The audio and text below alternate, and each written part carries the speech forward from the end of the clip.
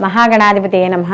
सदाशिवसमारम्भां शङ्कराचार्यमध्यमाम् अस्मदाचार्यपर्यन्तां वन्दे गुरुपरम्परां। श्रीमात्रे नमः। आदित्याय च सोमाय मंगళాయ బుధాయ చ గురుశుక్ర శనిభ్యశ్చ రాహవే కేతవే నమః. ప్రేక్షకులకు అందరికీ కూడా శ్రీ క్రోధినామ సంవత్సర ఉగాది శుభాకాంక్షలు. మనం ఈ శ్రీ క్రోధినామ సంవత్సరంలో మనం ఈ ద్వాదశ రాసుల వారికి కూడా నవగ్రహ సంచారాలను అనుసరించి మనం ఈ శుభాశుభ ఫలితాలు చెప్పుకోవడం అనేది జరుగుతుంది. అయితే ఇక్కడ ఈ సంవత్సర ఫలితాలు తెలుసుకోబోయే ముందర అంటే వీళ్ళు ఈ ద్వాదశ రాసుల వాళ్ళు కూడా ఈ సంవత్సరం అంతా కూడా ఎటువంటి విషయాల్లో జాగ్రత్తగా ఉండాలి, ఎటువంటి విషయాలు చేపట్టాలి, వివాహ విషయాల్లో కానీ గృహప్రవేశము, సంతానము, ఉద్యోగము, విద్య, వ్యాపారము, ఆరోగ్యము, ఇలా అన్ని రకాల విషయాల మీద కూడా మనకి ఒక అవగాహన అనేది తెచ్చుకుందుకు మనం ఈ ఉగాది సంవత్సర పంచాంగ శ్రవణం అనేది మనం చెప్పుకోవడం అనేది జరుగుతుంది. అయితే ఇక్కడ ఈ యొక్క మన ఈ ద్వాదశ రాశుల ఫలితాలు తెలుసుకునేటప్పుడు ఇక్కడ అన్ని గ్రహాల గురించి మనం చర్చించుకోవడం అనేది ఉండదు. ముఖ్యంగా సంవత్సరం అంటే ఒకే రాశిలో ఎక్కువ కాలం సంచరించే గ్రహాలు ఏముంటాయో వాటిని మనం బేసిక్గా చేసుకుని ఈ సంవత్సర ఫలితాలు చెప్పుకోవడం అనేది జరుగుతుంది. అంటే మనకి ఈ నవగ్రహాల్లో కూడా నెలకొకసారి మారిపోయే అంటే 27 రోజులకి 45 రోజులకి నెలకొకసారి 2.5 రోజులకు ఒకసారి ఇలా మారిపోయే గ్రహాలు ఎలా ఉన్నాయో, సంచరించే గ్రహాలు మార్పు ఒక రాశి నుంచి ఒక రాశికి సంచరించే గ్రహాలు ఎలా ఉన్నాయో అలాగే నిర్దిష్ట అంటే మనకు ఒక సంవత్సర కాలం పాటు కానీ సంవత్సరం కన్నా ఎక్కువ కాలం ఉన్న గ్రహాలు కూడా ఇక్కడ ఒకే రాశిలో ఉండే గ్రహాలు కూడా ఉన్నాయి. కాబట్టి ఇక్కడ ముఖ్యంగా మనకి గురువు ఒక సంవత్సరం అంతా కూడా ఒకే రాశిలో సంచారం చేయడం అనేది జరుగుతుంది. అలాగే శని భగవానుడు ఒకే రాశిలో 2.5 సంవత్సరాలు సంచారం చేస్తాడు. రాహుకేతువులు ఒకే రాశిలో 18 నెలలు సంచారం చేయడం అనేది జరుగుతుంది. కాబట్టి ఈ యొక్క ఉగాది ఫలితాలు అనేవి ముఖ్యంగా దేశ గోచారానికి సంబంధించినవి, అలాగే ఇటు దేశ గోచారంతో పాటుగా మన యొక్క జన్మ జాతకాలు అంటే గోచార రీత్యా మనం చెప్పుకునే ఫలితాలు. ఈ ఫలితాలు కూడా బేసిక్గా ఈ 4 గ్రహాల యొక్క సంచారాన్ని ముఖ్యంగా మనం పరిగణనలోకి తీసుకుని ఈ యొక్క ఫలితాలు చెప్పుకోవడం అనేది జరుగుతుంది. కాబట్టి మనం ఇప్పుడు ద్వాదశ రాశుల వారికి వీళ్ళకి శుభాశుభ ఫలితాలు ఏ విధంగా ఉంటాయి అనే విషయాన్ని తెలుసుకుందాం. వృషభ రాశి. వృషభ రాశిలో కానీ మనం చూసుకుంటే వృషభ రాశిలో కృత్తిక 2, 3, 4 పాదాలు, అలాగే మనకి రోహిణి 1, 2, 3, 4 పాదాలు, మృగశిర 1, 2 పాదాలు మనకి వృషభ రాశిలోకి వస్తాయి. వృషభ రాశికి రాశాధిపతి వచ్చి శుక్రుడు. వృషభ రాశి వారికి శ్రీ క్రోధినామ సంవత్సరంలో వీళ్ళకి ఆదాయం 2, వ్యయం 8, అలాగే రాజ్యపూజ్యం 7, అవమానం 3గా మనకి ఇక్కడ కనబడుతోంది. అయితే ఈ రాశి వాళ్ళకి మే 1 నుండి కూడా మనకి సంవత్సరాంతం వరకు కూడా వీళ్ళకి జన్మరాశి యందు గురువు రజితమూర్తిగా సంచారం చేయడం అనేది జరుగుతోంది.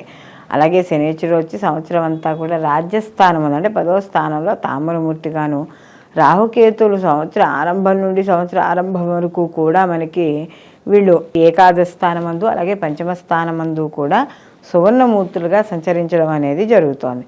అలాగే రాహు లాభస్థానమందు ఉండడిచే అన్ని రంగాల్లో కూడా విజయాన్ని కలగజేయడం అనేది ఇక్కడ మనకి కనబడుతోంది. అలాగే ఆర్థిక లాభాలు, ఆకస్మిక ధనలాభం కూడా కలుగుతుంది.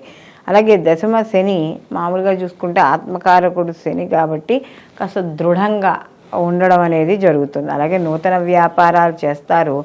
ఏదైతే కష్టపడుతున్నారో ఆ కష్టపడిన దానికి తగిలిన ఫలితం అనేది లభిస్తుంది.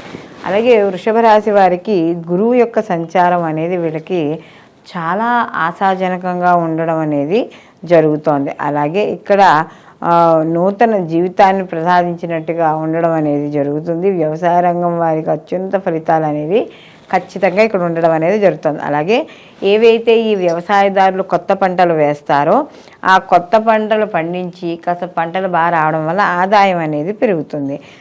అలాగే వీళ్ళు అనుకున్న పనులు ఏవైతే ఉన్నాయో ఆ పనులన్నింటికి బాగా శ్రమించడం అనేది జరుగుతుంది. అలాగే ఈ సంవత్సరం ప్రారంభంలో వ్యయరాశి అయిన వ్యయగతుడైన మనకి చూసుకున్నప్పుడు గురుడు శుభమూలక ధనద్రవ్యాన్ని కలగజేస్తాడు కొంతవరకు. అలాగే తదుపరి యందు జన్మరాశి యందు ఉండడం వల్ల కాస్త స్థానచలము, స్థానభ్రంశము, లేకపోతే నలుగురిలోనూ ఎక్కువగా అంటే స్థానభ్రంశంతో పాటుగా వీళ్ళు ఎక్కువ డామినేట్ చేయడం ఇలాంటివి కూడా మనకు కనపడుతూ ఉండడం అనేది జరుగుతుంది. అలాగే ఏ పని చేయాలన్నా కూడా ఆ పని సాధించాలనే తపన మాత్రం ఈ సంవత్సరం వృషభ రాశి వాళ్ళకి ఎక్కువగా ఉండడం అనేది కలుగజేస్తుంది. అలాగే ముఖ్యంగా ఇక్కడ అనారోగ్య సమస్యలు కానీ చూసుకున్నప్పుడు ఇక్కడ ఉదర సంబంధిత ఇబ్బందులు, అలాగే తల నరాలు, కండరాలు నొప్పులు ఇలాంటివి ఏవైతే ఉన్నాయో అవన్నీ కూడా కాస్త ఇబ్బంది పెట్టడం అనేది జరుగుతుంది. కాబట్టి గుళ్ళో ఏమైనా ఏవైతే గురువుకు సంబంధించిన ధాన్యం ఉందో అది దానం చేయడము, అలాగే శనగలు దానం చేయడం, అలాగే ఇలాంటివన్నీ కూడా బాగా కలుగు చేస్తాయి. అలాగే కాస్త రైసు మిల్లులు, వ్యవసాయదారులు ఇలాంటి వాళ్ళు ఎవరైతే ఉన్నారో వాళ్ళ గతంలో కంటే ఇప్పుడు ఈ సంవత్సరం ఆశాజనకంగా ఉండడం అనేది జరుగుతుంది. అలాగే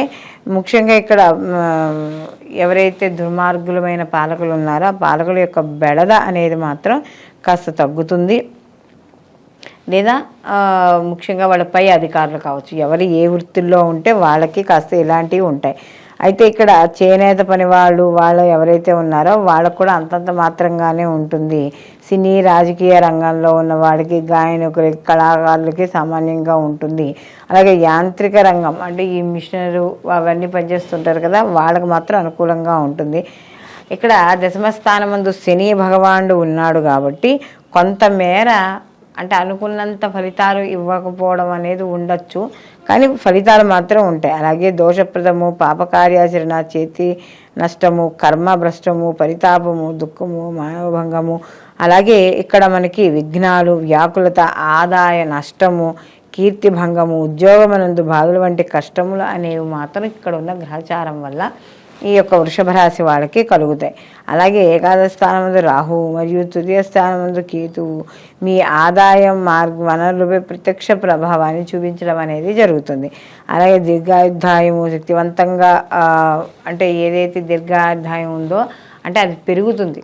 అంటే ఇప్పటివరకు అనారోగ్య సమస్యలతో ఉన్న వాళ్ళకి కాస్త ఈ యొక్క అనారోగ్య సమస్యలు అనేవి తగ్గుపట్టడం అనేది జరుగుతుంది. అన్ని రంగాల్లో ఎవరైతే ఉన్నారో వాళ్ళందరూ కూడా రాణించడం అనేది జరుగుతుంది. జీవితంలో అన్నీ కూడా అంటే వాళ్ళు మంచి చెడు, సుఖము, దుఃఖము, ధనం, డబ్బు ఎక్కువగా ఉండడం లేకపోవడం ఇవన్నీ కూడా వాళ్ళు ఇమడింపజేసుకోవడం కలగడం అనేది జరుగుతుంది.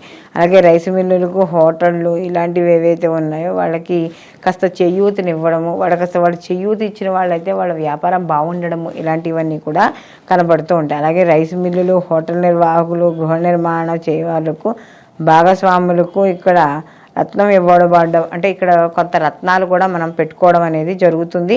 అయితే వాళ్ళకి కాస్త కొంచెం పర్సనల్ జాతకం చూసుకుని పెట్టుకోవడం ద్వారా కొంత ఏ రత్నాలు పెట్టుకోవాలి ఏంటి అనేవి కూడా మనకి ఇక్కడ కనబడుతూ ఉంటాయి. మొత్తం మీద వృషభ రాశి వారికి చూసుకున్నప్పుడు వ్యవసాయ రంగంలో వాళ్ళందరికీ కూడా అనుకూలమైన ఫలితాలు చూసుకుంటున్నాయి.